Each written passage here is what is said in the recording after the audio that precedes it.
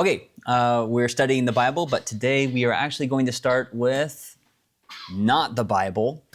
We are going to start with the Babylonian creation myth of Enuma Elish. This is one of the oldest creation accounts that we have in the history of the world, alongside Genesis. Enuma Elish tells the story about the pantheon of Babylonian gods and how they created the world. And they created the world through conquering this ancient chaos monster called Tiamat. And Tiamat's like a big dragon. And they kill Tiamat, and then they split the body in half and use the body of Tiamat to create the earth. And so all of the gods, I'm trying to remember all their names. They kind of correspond in a lot of ways to like the Greco-Roman pantheon. There's like one head honcho. His name's Marduk, but he had like a dad above him, which I think corresponds to like Saturn, I think. Anyway, I'm going to give you the story from Enuma Elish of where human beings came from. This is quoted, I got this from a commentary I'm reading on the book of Genesis, and he quotes from the Enuma Elish. And so this first part up here, this is the commentary, and then this is the actual text of the Enuma Elish. All the deities who had sided with Tiamat in the war against Marduk now receive as their sentence the opprobrious duty of maintaining the earth. Such manual labor is weary and beneath their dignity. So in response to their pleas, the gods who had sided with Tiamat but lost, and in return for building a house for him, Marduk proceeds to create man from the blood of a fallen god, Kingu. And now this is the text of the Enuma Elish. Arteries I will knot and bring bones into being. I will create Lulu, man be his name. I will form Lulu, man. Let him be burdened with the toil of the gods, that they may freely breathe. So they bound him, Kingu, and held him before Ea, that's Marduk's father, inflicted the penalty on him, severed his arteries, and from his blood he formed mankind, imposed toil on man, set the gods free. So in Enuma Elish, human beings are created to take the burden of managing the earth off of the gods' hands. This kind of shameful, onerous work, having to, take care of things. And so human beings aren't made in the image of God. There's no idea of human dignity or respectability. Anything like that we have as our Judeo-Christian heritage teaches us. Humans are just kind of created like ants, and their job is to work. And that gives you an interesting insight into how they viewed humanity in contrast with the gods, and also how the ancient world viewed the nature of work, labor. It's what slaves do. And human beings are just the slaves of the gods. In contrast with that, the book of Genesis provides us a very different explanation, both of human origins, and so human dignity, and also of human work. So let's look at that now. Genesis 1:26 says, "Then God said, 'Let us make man in our image, after our likeness, and let them have dominion over the fish of the sea, and over the birds of the heavens, and over the livestock, and over all the earth, and over every creeping thing that creeps on the earth.'" So what should stick out to us is how remarkably significant human beings are in the biblical concept. Whatever there's a lot of debate over the fullness of what it means to be made in God's image. But certainly what this tells us is that human beings are in some sense a reflection of God. They in the same way an image, right? If I have an image of Todd, I look at it and the image isn't Todd, but I can look at it and I see, that reminds me of Todd. It bears his image, his likeness is there on that picture or statue or whatever it is. And bearing this image brings with it a similar vocation that God has, right? God is the creator of the earth, so he has authority over the earth. But you notice what human beings are given right from the beginning? Dominion. Dominion, that's the language of a king. Kings have dominion, and human beings have a kingly rule over the created earth. Now, we're going to jump back into that commentary I quoted from earlier. Hamilton says, "It is well known that in both Egyptian and Mesopotamian society, the king, or some high-ranking official, might be called the image of God. Pharaoh was known as the image of God.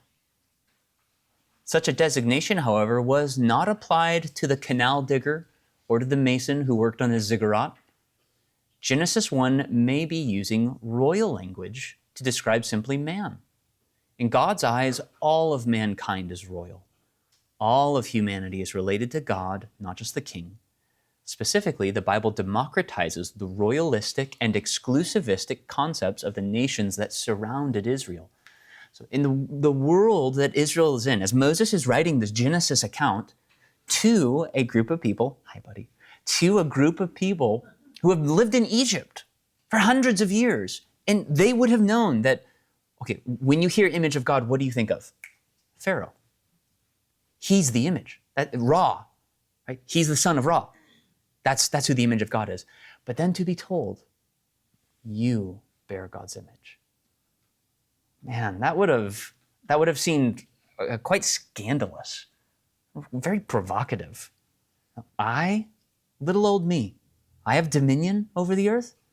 I have royal kingly lineage. This is the slide where I was supposed to emphasize. You see that word dominion? That means we have a kingly nature to us. The Genesis account is a remarkable account about, and it's unparalleled. The more you study the ancient world and the way they viewed human beings, just the more surprised you'll be. I mean, we live in a democratic Western society where the idea of the dignity of an individual is something we take for granted. Of course, a human being, regardless of their rank or status or education or whatever, they have rights. That idea of human rights is just an assumption. That is not an assumption of the ancient world. We have that assumption today as a direct descendant of this very Christian concept of the Imago Dei. And it's not just something that just was ubiquitous everywhere. It was very strange. Even more strange is the fact that this is also spread across both men and women. So God created man in his own image. In the image of God, he created him, male and female. He created them. Both men and women alike bear this image. And the image of God is expressed uniquely in our male and female sexed bodies. There's a way in which God's image bears out in unique and distinct ways as male and female. See, and that little idea there is what's making me consider maybe we should do a class on the biblical concept of masculinity and femininity, male and female. We'll see. But then the command goes on, and God blessed them, and God said to them, "Be fruitful and multiply, fill the earth and subdue it. Have dominion over the fish of the sea, and over the birds of the heavens, and over every living thing that moves on the earth." Now this kind of takes that idea of the image of God, and now it begins to expand it a little bit more for us.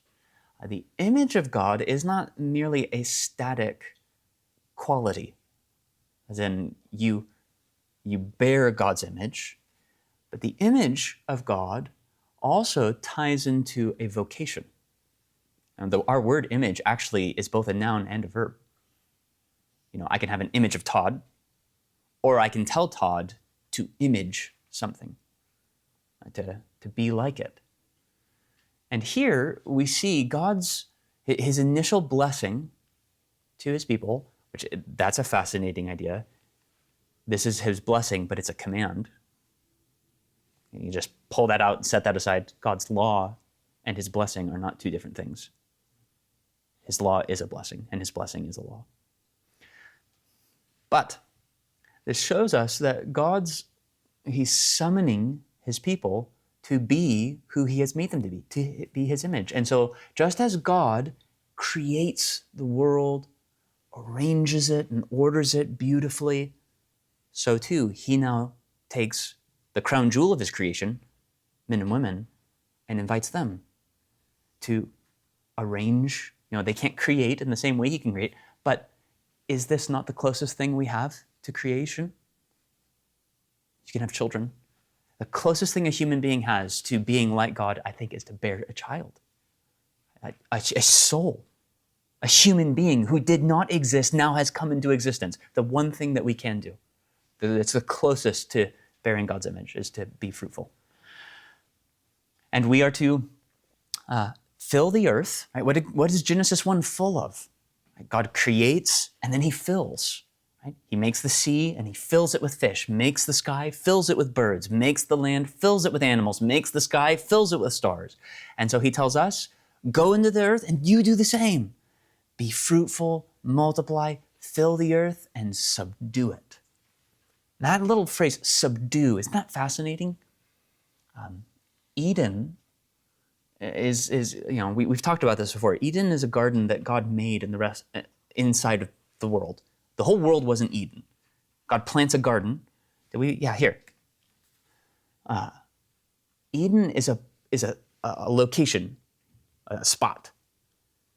And when God tells Adam and Eve to subdue the earth and to exercise this dominion over the animals of the earth, here, this command, when he tells them to work and keep the garden, obviously, it's the work of a gardener. Right? Like if you have a garden, if you've ever tended a garden before, you realize gardens take work. Like you got to pull weeds and prune, and you got to harvest your fruit and sow your crops in the right season. Like Eden doesn't work on magic, right? Eden wasn't a place where Adam and Eve floated around and the trees lowered their branches down to them and just put the fruit in their mouth. And it wasn't a place of inactivity. It was a place of work. And this concept of subduing, I think, is this idea that Adam and Eve, had they not fallen, if they were to maintain this ideal, they would have had children and multiplied, and then they would have taken the beauty of Eden and expanded it slowly over the whole of the earth until the whole of the earth was Eden. I think that would have been the ideal. But here, after God creates man, he puts him in there. We see that the first thing he is to do is to work and keep the garden. This is another thing that's kind of just for free a little bit. Right, we've already seen the kingly language used in the image of God and dominion. But these two phrases, work it and keep it, the only other place in the Hebrew Bible that those two phrases are used together is to describe what priests do in the tabernacle and temple. The priests are put there to work and keep the temple and tabernacle. And that's because the temple and tabernacle, when you read the description of the temple and tabernacle, how they're designed, they're meant to evoke Eden.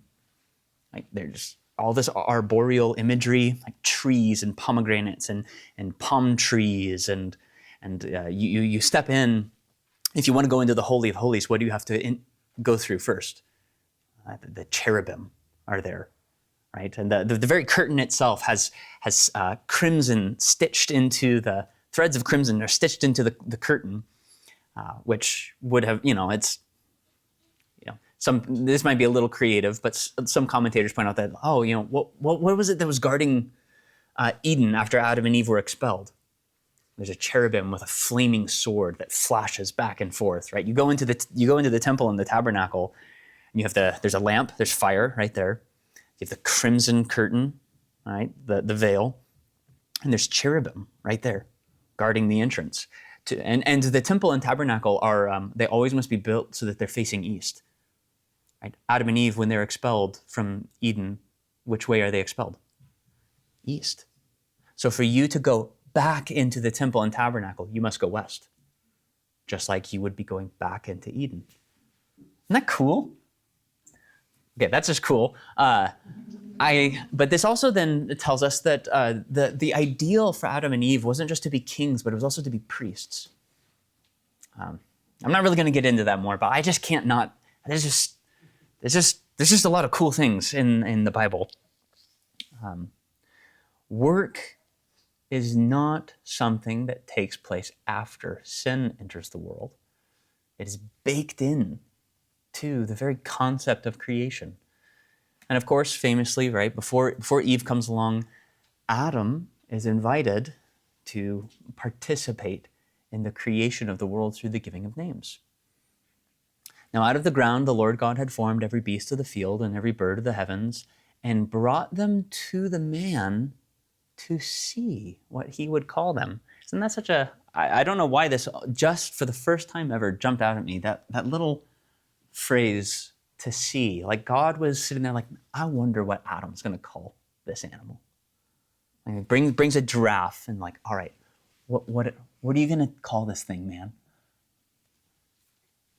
And whatever the man called every living creature, that was its name. The man gave names to all livestock and to the birds of the heavens and to every beast of the field. But for Adam, there was no helper fit for him. So the Lord God caused a deep sleep to fall upon the man, and while he slept, took one of his ribs and closed up its place with flesh. And the rib that the Lord God had taken from the man he made into a woman, and brought her to the man. And then the man said, This at last is bone of my bone and flesh of my flesh. She shall be called woman, because she was taken out of man. The reason I'm including the rest of this story here is to show you that Adam, as he's giving names to the creatures, he gives a name to the final creature that God has made, woman. And that's repeated again in Genesis 3:20. Here, he gives her a kind of like a designation, like woman. You know, in the same way, man, you know, is a designation, a class designation. But here in Genesis 3:20, he gives her a personal name, Eve. And so Adam he's exercising this unique naming dominion that he has, both in calling animals, giving them their names, but also the final creature that God creates, woman. He exercises this unique dominion in giving her a name. Now, the reason I'm bringing this up I'm not actually talking about anything about the nature of Adam and Eve's relationship, but I think if we pay attention to this, it shows us the nature of how Adam is working. I've been reading this book by Joe Rigney called The Things of Earth, and he notices this. Adam names the woman on the same basis he received his name from God, namely origin. Man comes from the ground, in Hebrew is Adamah, and is thus named Adam. Woman comes from man, Ish, so the Hebrew word for man is Ish, and thus is named Isha. So Rigney is saying, where did Adam get the idea to call her woman, Isha? Well, he thinks, my name is Adam, and that's because I came from the Adamah. I am Ish. She came from me, so I'll do the same thing. I'll call her Isha. And the point of what Rigney's getting at here is that when Adam is working, he's imitating what God does. He's imaging God. He's saying, okay, what did God do? That's what I'm going to do as I go into my job. And so as God arranged, named, and evaluated creation in chapter 1, Adam does so as well. And God he arranges things around. He says, this is light, that's dark. This is the sea, that's the land. And then he says, this is good. Adam, likewise, he says, all right, what are the animals I have? Okay, here, I'm going to arrange them around, I'll give them names, and then I'll give an evaluation. Like, think of those two little words, at last, when he sees woman. At last, bone of my bone and flesh of my flesh. You're what I've been waiting for. He doesn't say this is very good in the exact same way, but he offers an aesthetic evaluation. This is it. This is what I've been waiting for. As God works in the dirt to create, so Adam is to work and keep the ground. Right? God forms Adam out of the dirt in Genesis 2:7, breathes life into him, and then says, Adam, your job, work and keep this garden. God is working in the dirt. He invites Adam to likewise work in the dirt. And as God takes part of creation, Adam's rib, and beautifies it, so too does Adam. And that was, again, just as I was reflecting on this week, I've never thought about this. In Genesis 1, God creates everything out of nothing, just speaks, and it comes into existence. Why is it that he, when we get the camera lens zooms in Genesis 2, right? Genesis 1 is a kind of exalted poetic summary of creation.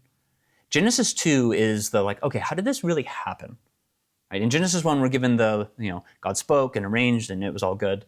Right? And in Genesis 1, he just creates human beings just by saying, they're just part of the creatures. Let's make man in our image. Genesis 2 zooms in and says, okay, what did that actually look like? And there, God doesn't simply speak Adam and Eve into existence. He uses pre-existing material. He uses dirt, forms out of the dirt, breathes life. And then when he creates Eve, he takes a rib, and transforms it. Why does he do that? Here's my guess. I think he is modeling for Adam what Adam is to do with his work. Adam cannot speak things into existence.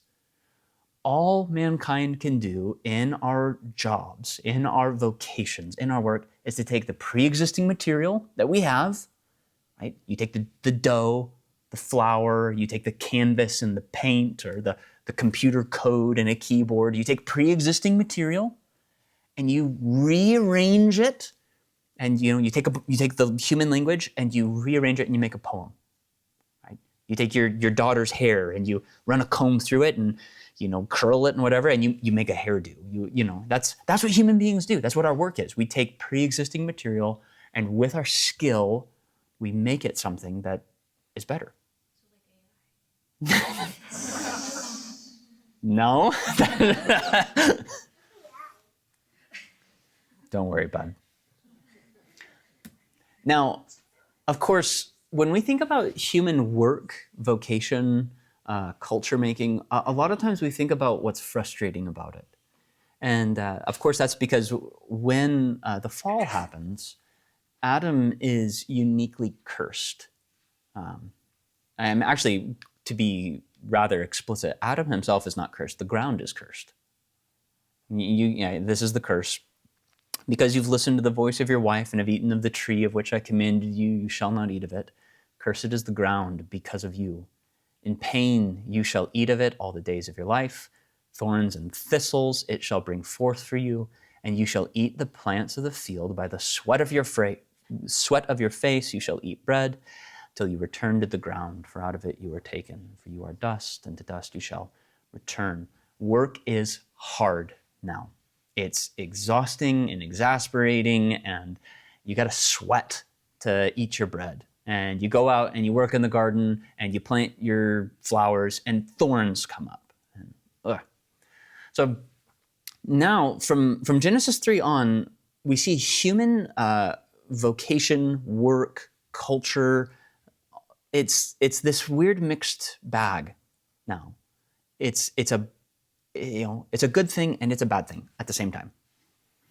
So right into Genesis 4, we're told about the descendants of Cain. Cain knew his wife, and she conceived and bore Enoch. When he built a city, he called the name of the city after the name of his son, Enoch. This is this is the first iteration of human culture we see taking place in the story of Genesis. A city is built. And so it's a gathering of people. Now, in the story of the Bible, cities are almost always exclusively related as something bad. Cities is where sin happens. Cities is where paganism takes place. Cities are where people go to hide from God. But also, cities are where Jerusalem. Right? Jerusalem is a God city, right? And the New Jerusalem in the Book of Revelation is a city of God. Cities can be expressions of human rebellion and amplification of human sin, and also an expression of human culture and creativity at its finest. And that's, if you have been to Seattle or Portland or New York, or you know that. There's something kind of magnetic and exciting about a city, and also something sinister. There's crime and danger and depravity in a way that you don't find out in the rural, plains. But there's also art and food and it's like the best that humanity has to offer, all at the same time. The story goes on. Descendants of Cain, we're told about Ada, who bore Jabal, and he was the father of those who dwell in tents and have livestock. And his brother's name was Jubal. He was the father of all those who play the lyre and pipe. Zillah also bore Tubal-Cain, and he was the forger of all instruments of bronze and iron. Why is Moses telling us this? Strange, animal husbandry, musical instrumentation, tool making. What are we seeing? This is the image of God. This is mankind exercising dominion over the earth and subduing it. But because it's on the other side of Genesis 3, it's a mixed bag. In Genesis 11, we're told about the invention of a new technology called the brick. And with these bricks, mankind builds the Tower of Babel. That's the curse of technology, the curse of human innovation and culture making. Our work is good, and it's also bad. It's something that we can use to build beautiful things, or something we can use to try to exalt ourselves up to heaven. That's AI. Well, yes. No, this is not AI. Elevate yourself to it. This is the Tower of Babel. But that's the Tower of Babel is the perfect. This is the perfect allegory of all human technology, which would include AI, right? Bricks are not evil in themselves. You can do great things with bricks. You can bash someone over the head with a brick, or you can build a hospital, right? You can build the temple, or you can build the Tower of Babel. Like technology, again, it's the human capacity to image God through our work, through culture making, through innovation. This is what God has put in all of us. It is a good thing, but we have sin in us. And so we can take those good things and make them bad things. But because of the name of this class is the goodness of creation, we're not going to be negative right now. We're going to look at what's good about this. So one of my favorite examples of this is in the story of Exodus, when God is giving Moses the instructions about how to build the tabernacle and the Ark of the Covenant and the vestments that priests are going to wear, which are very, very intricate. If you get to the second half of Exodus, it's remarkable the detail that we are given. How to mix together the incense that will be burned and what oils will be used. But we're told at the very beginning of that section that God sets aside a number of individuals. I just chose one of them here just for time's sake.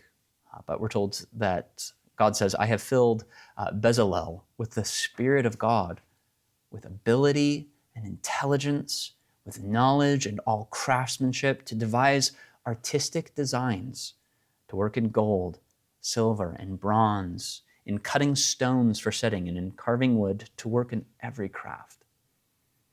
I love this verse because it shows us that one of the ways that the Spirit of God is manifest in someone is in artistic skill. I mean, the Spirit of God, when we think of that, if someone's filled with the Spirit, we think of the fruit of the Spirit, the characteristics. Someone who has a morality, a kind of virtue, and that's right. But also, God's Spirit is there to animate artisans and craftsmen and illustrators and story writers. And that shows us that God is interested not just in spirituality as we tend to think of that, but he seems to also be interested in artistic design as well. Like when you think about why did God need to make the tabernacle and the Ark of the Covenant so beautiful and ornate? It's not like it's not like God was like, hey, I can only like come down to earth if it's like shiny.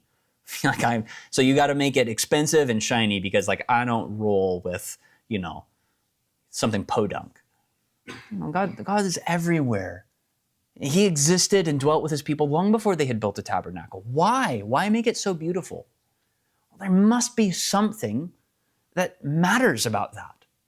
There must be something valuable to God in beauty and skill and ornateness and design. I mean, the Spirit of God works in craftsmanship and skill. And that matters. And I think that is particularly in the tradition of the church that you and I inhabit, in evangelicalism. That is just not something that we care a great deal about. And that's not true of every tradition. There are other traditions in the church who put a very large premium on stuff like this, on artisans and skills and culture making. We tend not to, and I think that's not. I think that's probably more of a fact of where we are in history. We're very American. Americans, by and large, are very pragmatic. We're very, just whatever we need to get the job done. We don't tend to think about stuff like this as much, and especially evangelicals. Like when we think about like ornate beauty, stuff like that, there's just some like little suspicion meter that goes off in us. And so I'm kind of trying to push against that a little bit here. The Bible commends the whole human endeavor of human vocation and work. Our skill, our craft is not something that is purely a means by which we make a paycheck. Like, why do you want your kids to go to college? We tend to think that so that they can have a good paying job. Like your job is there just like as a function to just pay your bills, and that's not bad, right? We should have jobs that do that. But there's something in the Bible that seems to commend a life of vocation and work for more than just the monetary benefits that it provides. Ecclesiastes tells us that whatever our hand finds to do, we should do it with all our might.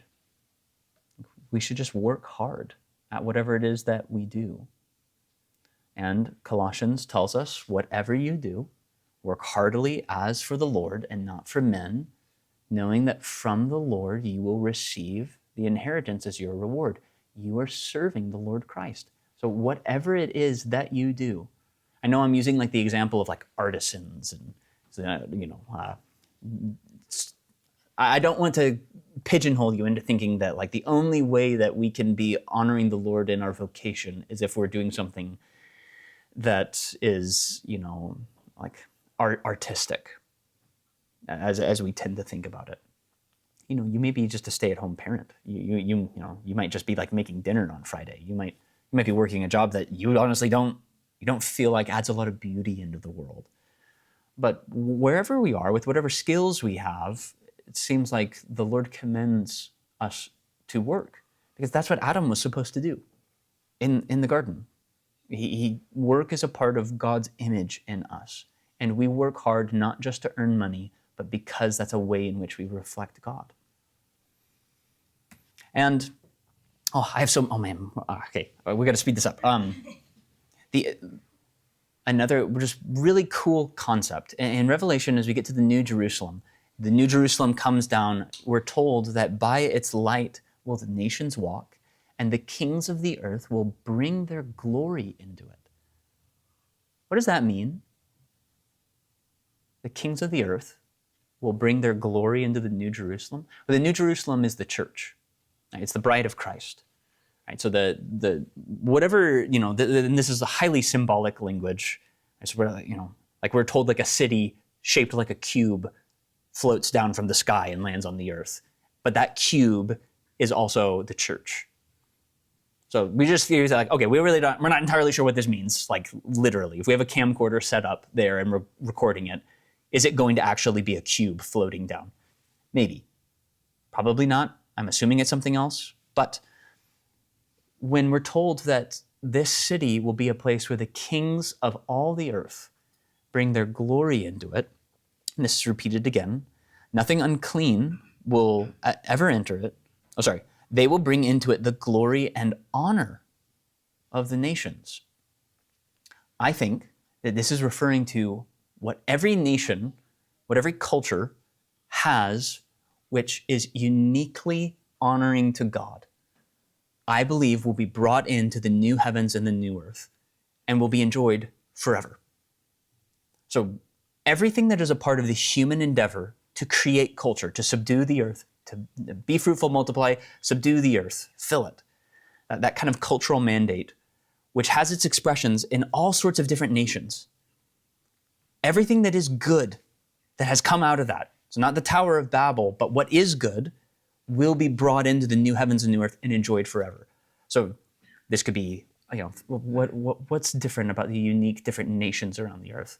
Well, what's cool about a culture? I mean, it's food, it's music, it's arts, it's dress.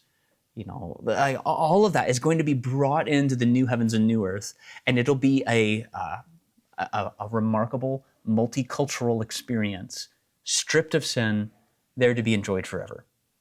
It's like I have a picture of like guys in kilts with bagpipes walking in next to like people with like steel drums and like Beethoven, and people are cooking all sorts of different food, and it's just everything is there, but everything that's been stripped of sin, like every culture, every city, right? It's that mixture of good and bad. The new heavens and new earth will be only the good, stripped away from the bad. The idea of what I'm wanting to communicate in this class and in this specifically is that our endeavors to go out into the earth and to enjoy the earth involves both what we consume and bring in and also what we create. Right? A lot of what I've been talking about through this whole discussion has been really on like what you take in. Like as you eat food and as you participate in this world, I want you to think about that as the goodness of God being revealed to you. That also is supposed to be revealed through what we create as well. Again, whether that's something as simple as the dinner you're cooking for your family, or whether you're writing the next great American novel, whatever it is that you're doing, everything is supposed to be done before the face of God, for God's sake. Now, I might come back to this poem in a bit, but we're gonna go to some other ones first. I have a lot of poetry here, and I know that you guys don't really love poetry that much. So we're gonna start with this one because it's a little bit more straightforward. This is George Herbert. He's much cooler than he looks in the picture, I promise. This is one of his poems called The Elixir. He says, "Teach me, my God and King, in all things thee to see, and what I do in anything, to do it as for thee. A man that looks on glass, on it may stay his eye, or if he pleaseth, through it pass, and then the heaven spy. All may of thee partake, nothing can be so mean there meaning like basic or lowly, which with his tincture for thy sake will not grow bright and clean. A servant with this clause makes a drudgery divine, who sweeps a room as for thy laws, makes that and the action fine. This is the famous stone that turneth all to gold, for that which God doth touch and own cannot for less be told. In all things, thee to see. That is Herbert's idea here is that you can look at this world like a glass. You can approach a window, and if you try, like you can look at the glass of the window. And if you're looking for smudges or something like that, or scratches or cracks, like you're looking at the glass. That's not the reason a window exists. Windows exist so that you look through them, and you can see, your backyard, or the mountain, or the sunset behind it. This created world is a window, is what Herbert is saying. And whether you are sweeping a room, or you're doing anything, if you have this magical tincture for thy sake, anything can be divine. So you're sweeping a room, you're like, whatever it is that you're doing, everything is for God, whether you are at church or not. So yeah, whether you're sweeping or whether you're watching a football game. I brought this in here because all of my stuff is a little too highbrow, so I wanted to... I tried to download a video of this. I was watching, it was like one of those Red Bull videos of someone skiing down a mountain. And it was just astonishing how the skier could, he was just doing death-defying things and backflips and, stuff that makes you go, oh, man. And he survived somehow. Right, and you can watch that, and you can just, if you want to, you can just look at the glass. Or you can look through it. And you can think, God made that man with that body and that skill, and he made those mountains. So that at some point, right, how old are those mountains? I don't know. But this one person skied down this mountain and made this video, so that now we all get to watch it and we all get to be astonished. That's what a human can do. And that human bears God's image. And there's something about the wow, the astonishment, the shock of skill, that, again, you can stop and you can look at the glass, or you can look through it and say, if that's what those who bear God's image can do, what is the God who the person's imaged after? What is he like? And that's what you can do with everything. Okay, let's go back, just this poem.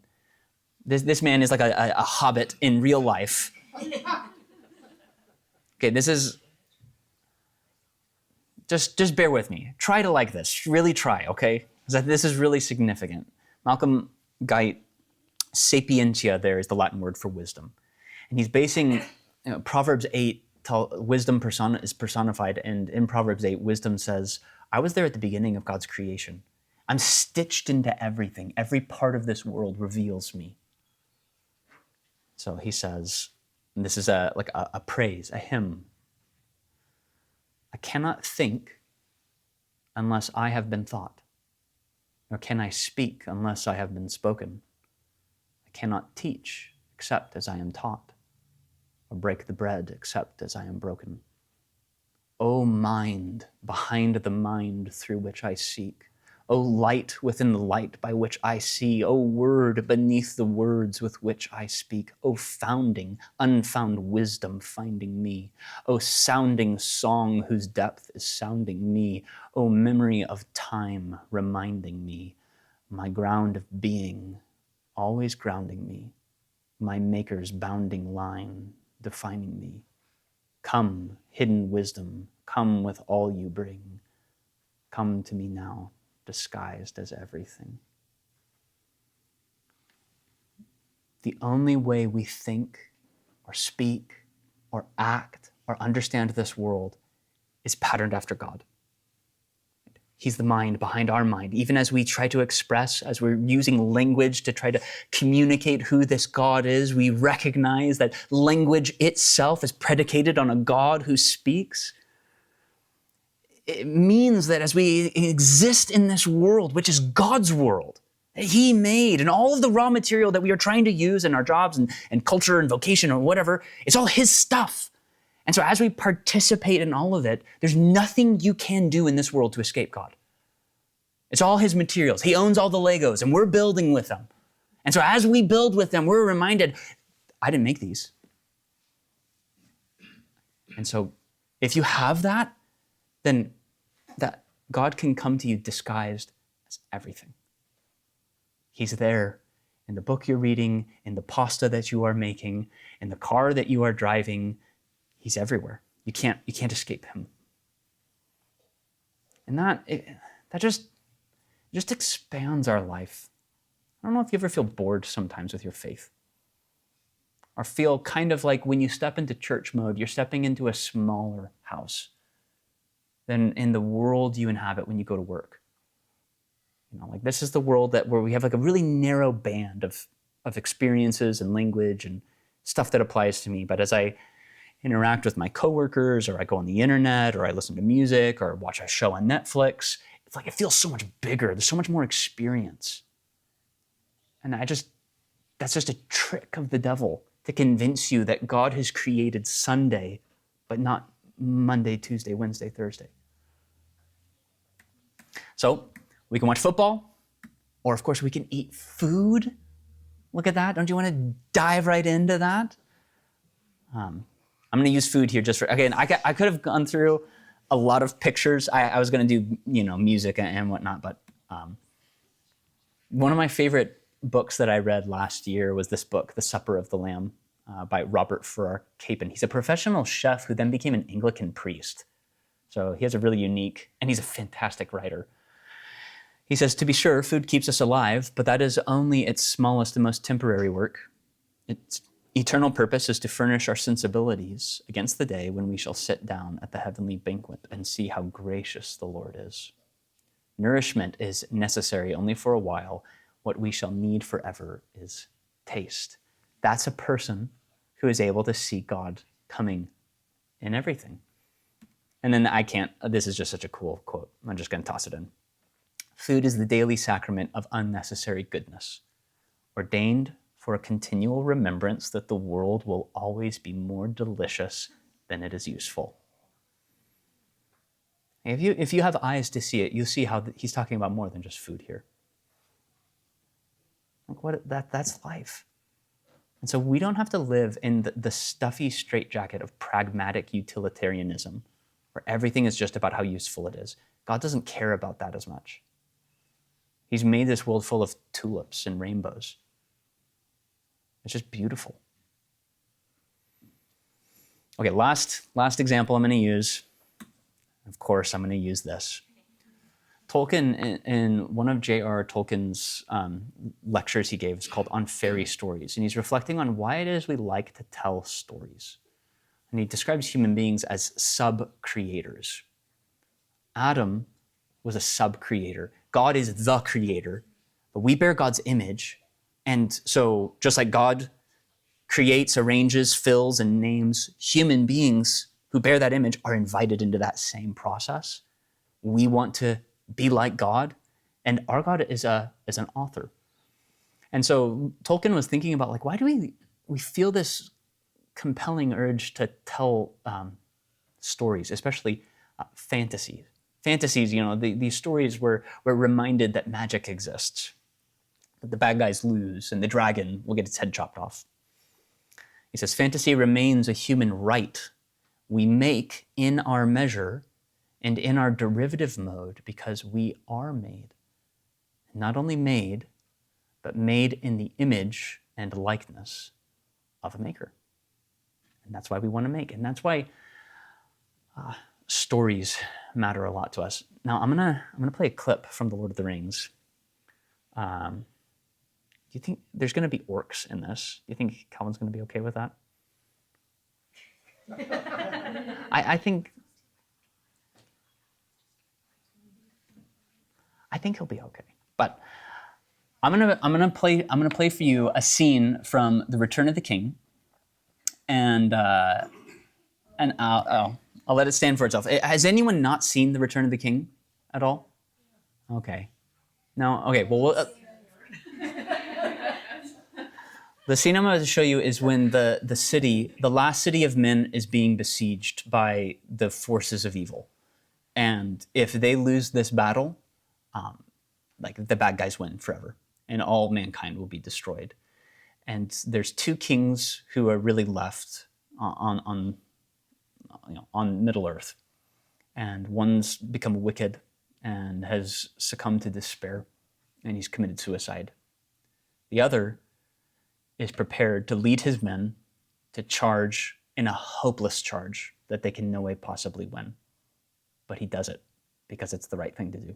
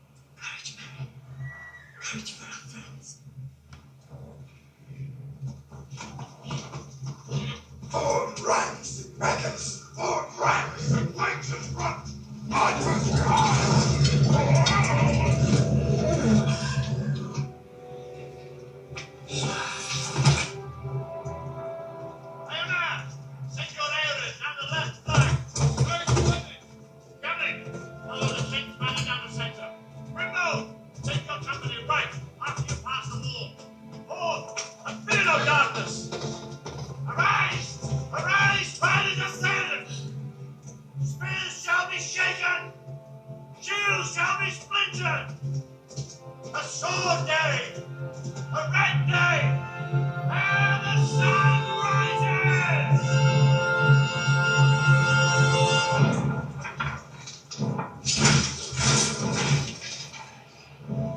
Whatever happens, stay with me. I'll look after you.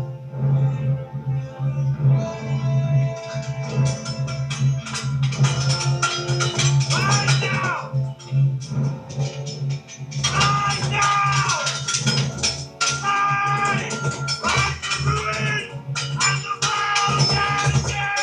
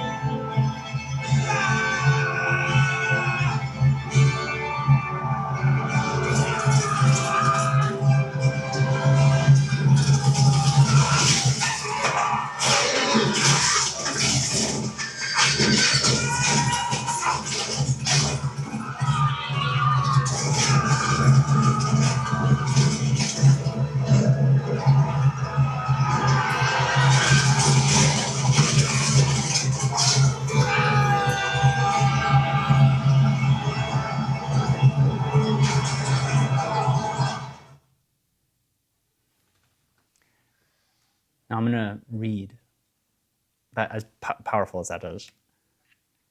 This is Tolkien's words. For morning came, morning and a wind from the sea, and darkness was removed, and the hosts of Mordor wailed, and terror took them, and they fled and died, and the hooves of wrath rode over them. And then all the host of Rohan burst into song, and they sang as they slew, for the joy of battle was on them. And the sound of their singing that was fair and terrible came even to the city. Why does that grab you? Because someday we'll do that. Christ will mount up upon a white horse, and we will ride with him against the forces of evil. That story, that moment, that's something in you that just is summoned, the beauty and power of courage, tragic loss, heroic stands, something in you, you read that, you watch that, and you say, yes, yes, that's true, that's right, that's good.